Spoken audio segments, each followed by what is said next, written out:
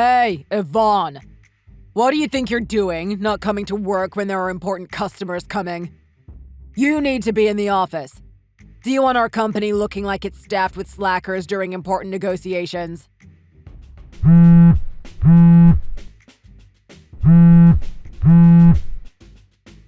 Pick up your phone or respond. I'm sorry it took so long to respond, Mr. Smith. Get back to work! I'm sorry, but I can't do that. My mother's funeral is today, so I'm out on bereavement leave. I've already received permission to take the day off. Huh. Bereavement leave? Just this past week, my mom passed away due to illness. We managed to finish up the preparations for the funeral yesterday, and today is the ceremony. Knowing that the ceremony would be on a work day, I contacted Julie, my division supervisor, and she confirmed the leave. She also helped arrange for another employee to handle today's negotiations in my place, so I don't think there should be any issues. So, you're saying you got someone to cover for you? That's just pathetic. You can't ever seem to stand up on your own, can you? You're always relying on someone else. Do you really think it's acceptable to push your workload onto someone else while you go and take a vacation day? For an employee as low as you to think you can do something like that, you must really think highly of yourself, huh? I'm sorry, sir, but it's not a vacation day. It's bereavement leave. I have a right to take time off. Since I'm an only child, I've got a lot of responsibilities regarding the funeral to take care of, too. I don't have any siblings to help share the burden. Yeah? So what?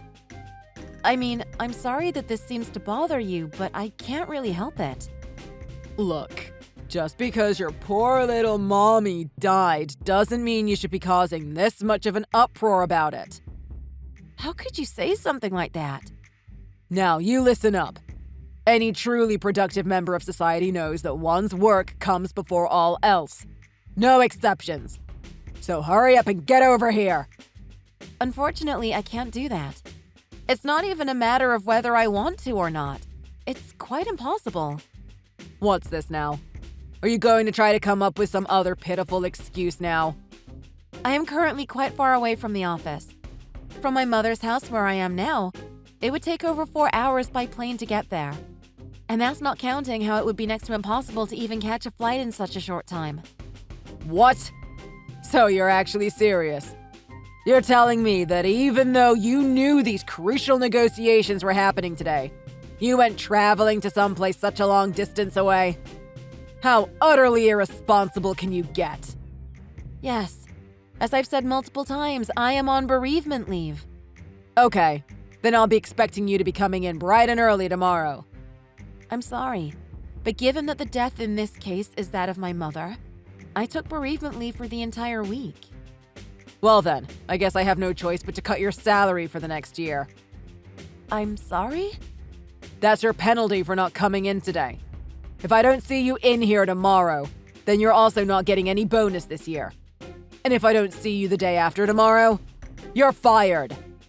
Even if you're the president of the company, I don't think you have the power to make such unreasonable threats. Oh, you think so? You said it yourself. I am the president. I make the rules around here. Not you, not anyone else. Now, if you finally understand, then hurry up and come back here and get to work. No one is going to do your work for you. I'll make sure that it's all ready and waiting for you to handle. You're heartless. All I'm doing is teaching my employees to be more aware of what's important. I think you should be thanking me for this valuable educational opportunity. Well, I've told you what's what, so I don't see any reason to waste any more of my valuable time dealing with you. If you don't want to be fired, you would better make sure I see you at work tomorrow.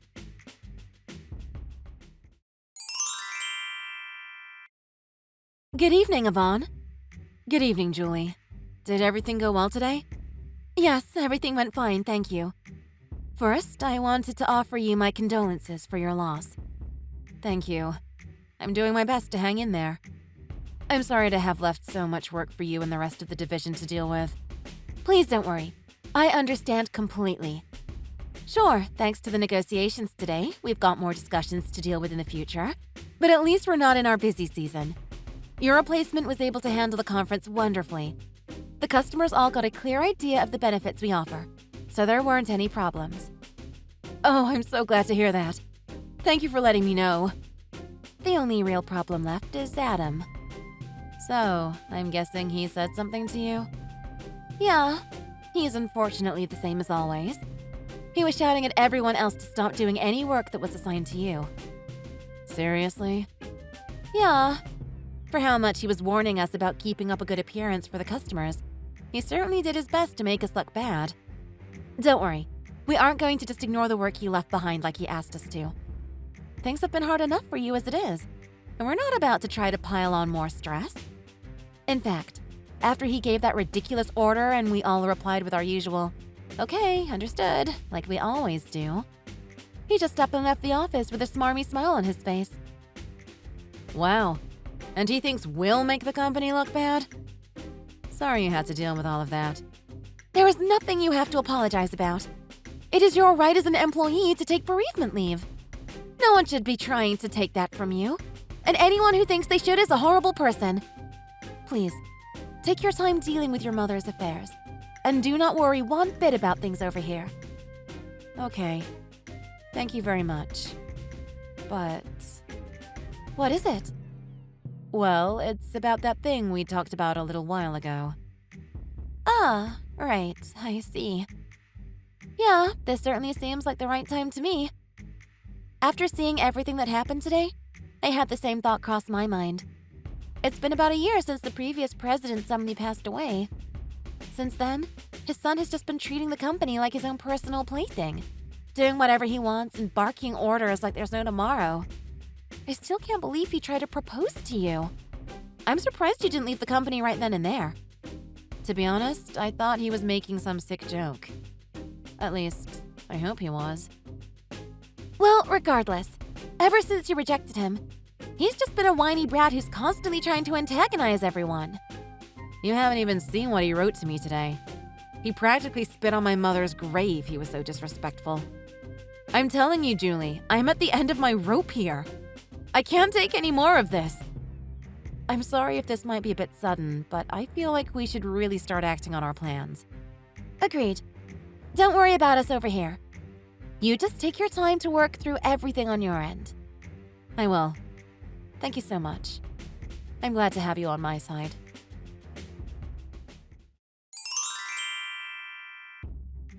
Hey, Yvonne! It's past opening hours. You should be at work by now. You didn't forget what I told you 2 days ago, did you? That does it. What makes you think it's acceptable to take a whole week off for a mere funeral? Good morning, Mr. Smith. This isn't the time for pleasantries. You're in big trouble. You are completely worthless to the company. You're fired. No matter how much you cry or beg, I'm not going to change my mind. It's too late for apologies. Well, actually, now that I think of it, I'm not that heartless. If you really want to keep your job, I can think of one way that you might be able to stick around here. Oh, and what might that be, if I might be so bold? Actually, I'll be generous. I won't just offer you one way out. I'll give you 3 whole choices. 1. You can get on your knees, kiss my feet, and beg for your job, specifically saying, "Oh, please forgive my rudeness, master." 2. Become my personal maidservant and greet me every day when I come home with, "Welcome home, master. How may I serve you?" 3. Agree to live in the doghouse in my garden, following every command I give you for the rest of your life. So, hurry up and choose. Well, this has to be the easiest choice I've ever seen. I'll take option 4. I've already sent my notice of resignation. Hold on. You did what? I'm sure it has arrived at the office by now. I sent it via registered mail, and I've been keeping track of its progress. You're not about to claim that you haven't received it when I have written proof showing otherwise. Wait. Hold on a minute. What are you talking about? Your resignation notice? I'm sorry, Adam. Is that word too big for you? It means I'm quitting the job. I'm leaving. I'm not working for you anymore. No, that's not what I mean. And it's Mr. Smith to you. Show some respect to your superiors. Do you really think I'll allow you to do something like this? I don't believe there is any rule forbidding me from sending my resignation notice by mail. Adam. As for the cases that I was managing, they can easily be transferred to other employees with little trouble. So with all that said, I am resigning from the company. There's nothing that you can say or do to convince me otherwise. Oh, is that so? Oh yes, I see how it is. You're a complete imbecile. And to think you could have been living a carefree life with a president for a husband, if you had just accepted my proposal. And just as I was thinking that a woman as greedy as you couldn't possibly exist in this world, you say you're going to resign. That's just ludicrous. To think that in this day and age, someone would just willingly plunge headlong into unemployment. I'm laughing so hard that my stomach is starting to hurt. So you really are just living in your own disgusting little fantasy world, huh? I don't think there's anything I need to say at this point. Goodbye, you pathetic wretch of a man.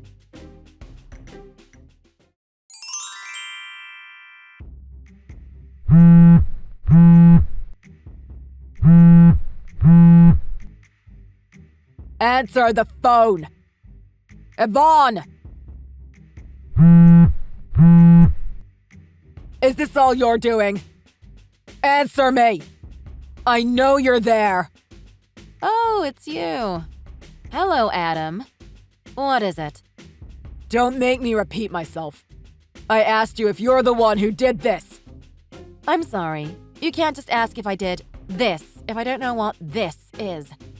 Try using your words. Or does the poor little president not understand how communication works?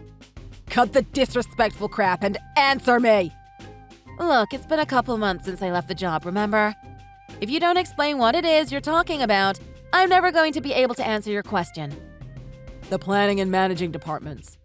Every single member of them sent in letters of resignation. All at once, too. You were in the management department, weren't you? You had to have planned something out with them. What the hell did you do? I think you're misunderstanding things here. Whether or not I've done anything isn't what you should be thinking about. Stop speaking in riddles and tell me what you mean. Well, it's about Julie, the leader of the management division. Recently, she actually managed to start her own business. Her own business? That's not all. I was offered a job there some time ago. What? Well, my resignation was actually a little earlier than I was originally planning. You do realize that you're stabbing this company in the back, right? I am sorry? There certainly wasn't ever a non-compete clause in my employment contract. Who cares about that? You had been working here for what? 6 years, right? Even after we had been employing you for 6 years, you just up and left without a shred of remorse. Don't you have any company loyalty? You think this is a matter of loyalty? I don't think you really remember how things went back then. If I hadn't sent my letter of resignation, I would have simply been fired anyway, remember? What do you mean? That's not all either. The only person I felt any obligation to was your late father, the original president. After you took his place, you didn't treat anyone here with the slightest bit of respect. You treated the company worse than a dog treats a chew toy. You just did whatever you wanted, regardless of the consequences. A president who doesn't appreciate his employees or the company he runs deserves no respect or loyalty from any of his staff. How dare you? Well, I think you've got your answer, so are we done? I really need to get back to work. Wait, hold on. I'll delete the records of your resignation, so just come back here. I'm sorry, what? You'll work here, starting today. Okay? Be here in no more than 1 hour. No. Excuse me. Are you not listening to a thing I'm saying? Why should I? This is an order from the president. Yeah, the president of a company I no longer work for. I have no obligation to listen to a thing you say. I told you I'm erasing the records of your resignation, didn't I? And I'm telling you, no. I won't agree to rejoining your company. How dare you? Oh, and by the way, about those 2 departments that resigned, those 16 people, have you ever considered that the reason why they all resigned at the same time was because of you? What? No. There's no way that I could have made that many people leave. You had to have done something. You or Julie. This isn't my fault. I've been doing a great job. Ah, so that's what you think then. I guess you never woke up from your fantasy world, huh? To work under a president who's little more than a decoration. One who is president in name only and does no actual work. Working under someone like that only brings despair and resentment. No employee would willingly continue working in that sort of environment. And that's not even getting into how much you've been harassing me, in more ways than one. What are you saying? I've only got one more thing to tell you. For you to disrespect my departed mother and throw all kinds of abuse at me for attending her funeral with no remorse. If any president acts like that to their employees, sooner or later, things would end up like this. I guarantee it.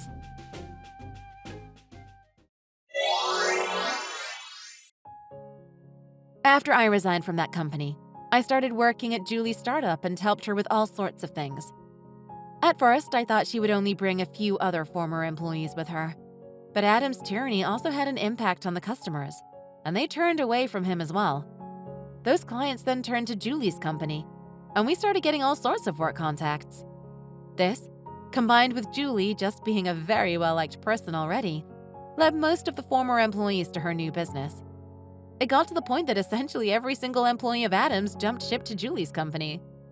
Eventually, all of the clients switched over to working with us too. So, in the end, that disgusting man's actions drove his late father's company into total bankruptcy, and the business collapsed. Having been crushed by a mountain of debt, now he's living a life of destitution, grumbling and cursing how no one would work for him. With how horribly he treats everyone he sees, the local kids have started throwing insults at him just to record his actions for internet videos. Thank you very much for watching. Please be sure to like the video and subscribe to the channel. Please look forward to the next video.